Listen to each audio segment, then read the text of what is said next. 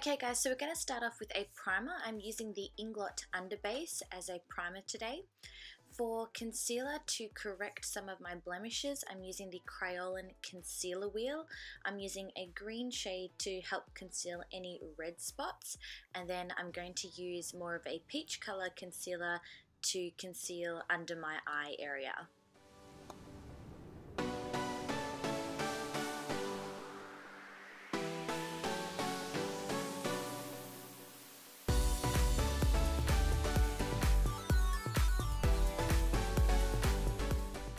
For foundation today, I'm using my Kryolan TV paint stick, and I'm also going to use the Crayon makeup blend. If you've not heard of this before, it's such an awesome product. Basically, you just need a couple of drops, mix it in with your foundation, and it liquefies it so it spreads and blends easier. It is quite a thick foundation, the TV paint stick, so this really helps blend it out, and it also is kind of like a mattifying agent as well, which is really cool. Now I'm using my MAC Select Cover Up Concealer in shade NC20 for all of my highlighted cream areas, and for my contour areas I'm using the LA Girl Pro Conceal in shade Chestnut. And of course, to blend all of these crazy silly lines all over my face, I'm using my trusty damp beauty blender.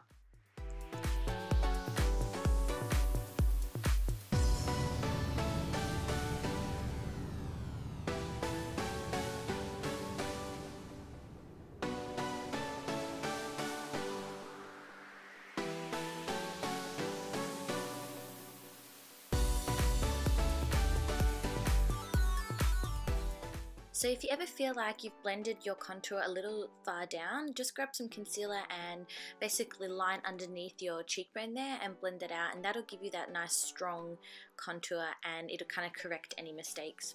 Now I'm using my RCMA, I hate saying that because it's always a tongue twister, my RCMA loose powder to bake. Now we're going to move on to the eyes, and I've already done the brows by the way, so I'll list products down below, but I did use the Brow Code by Melanie Morris brow pomade in medium brown. So here I'm creating basically a really thick eye base using the MAC Select Cover Up Concealer in shade NC20. I never used to use concealers for eye bases, but this I have found to be amazing when you layer it and press it in the skin. It works really well. So today I'm using the Klara Cosmetics Pro Palette in number 1, and this is a beautiful palette. I feel like all of the shades are definitely colors that I'm going to use a lot of. I've taken an orange based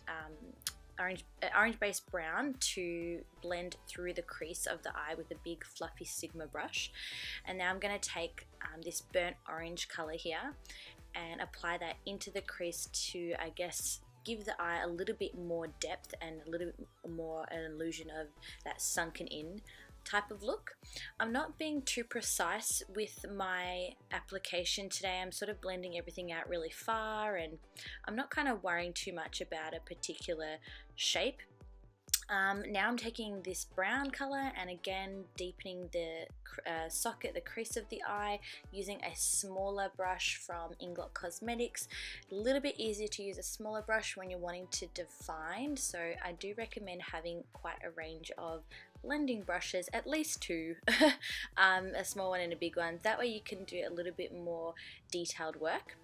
This color here is my favorite in the palette. It's a beautiful metallic champagne color with a bit of, kind of like a bit of pink through it. I feel like when I use my fingers to apply it, it definitely applies on a lot better. Now taking this awesome new eyeshadow palette from Klara Cosmetics from their Rose Gold collection, and I'm using the highlight part of this palette because it comes with 6 eyeshadows and 1 face highlight, but hello, I can use this as an eyebrow highlight, so that's what I've done here, again using my finger because it does give a really nice pigment payoff. Now I'm just taking off my bake by brushing off that loose powder, and I really needed to warm up my face, so I'm using my Inglot Cosmetics contour powders from their Freedom system, and I've used 2 shades. So I've used this darker color, I'll put the colors down below, for the perimeter of my face and also my cheekbones, but then I go in with a lighter color here This one here I've used for my nose. I like to use a lighter contour color most of the time for my nose so that it doesn't look as harsh. Yeah, I recommend having, you know, a light color for your nose. It's a little bit more subtle. Here I'm using the Inglot Freedom System blush in 29. And next I'm moving on to the waterline with the NYX Jumbo Pencil in Milk, which is a holy grail. I've had that forever.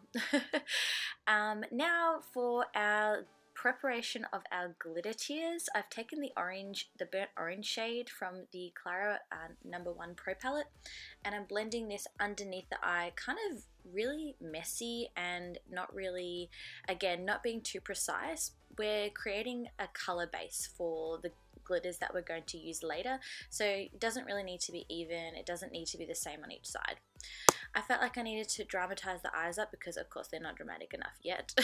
So I've applied the orange into the inner corners of the eye where the brow is more, and a little bit more down my nose because I felt like, well, it is kind of a fantasy look, so I'm going to do that too. Now I'm using my Glitter Injections pressed glitters, which are fabulous. This is an orange shade.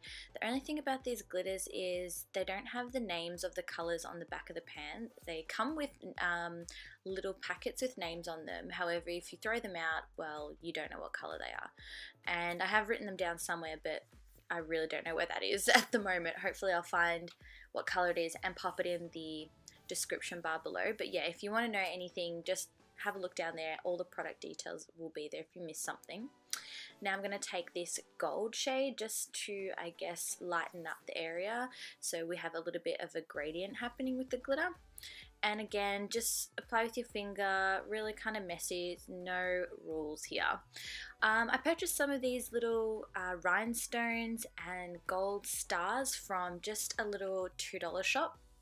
And I'm also using the Duo glue in the white that dries clear.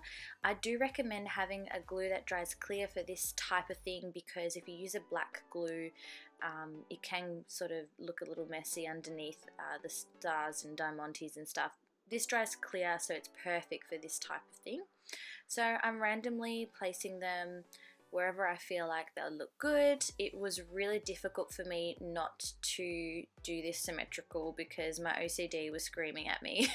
But I think it's better not having it symmetrical because, again, they're glitter tears. Like when you cry, real tears, they're never symmetrical, right? So same for this. So popping on extra bits and pieces where I feel it needs it. Absolutely love my Australis Illuminating Cream. I'll put the proper name down below. I always forget the name properly. This is the strobing, I think it's called Illuminating Strobing Cream.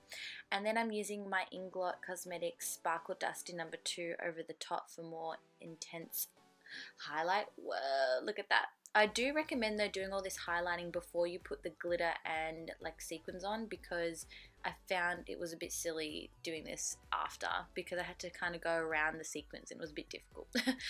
So now I'm using this awesome lipstick by LFG. It's shade Jolie. I love this hot pink, and the product itself is actually amazing. If you are looking to purchase one of these, I've got a code Ebony10. I'll put that down in the description bar for you also. So I wanted to make the lips look sort of a little bit more fantasy, so I put that metallic color in the center of the lip, makes them kind of look bigger but also just a little bit more fun and a bit different. And what am I doing here? I think I'm just putting more blush. For some eyelashes, I'm using the Lashes by Maize in Boss Girl. I felt like this look definitely needed some massive lashes, so I'm just applying those to the eyes. And lastly, just apply your favorite mascara to your bottom and top lashes. Thank you guys so much. I really had a great time filming this for you. If you liked it, please give it a thumbs up and subscribe, and I'll see you all in my next video.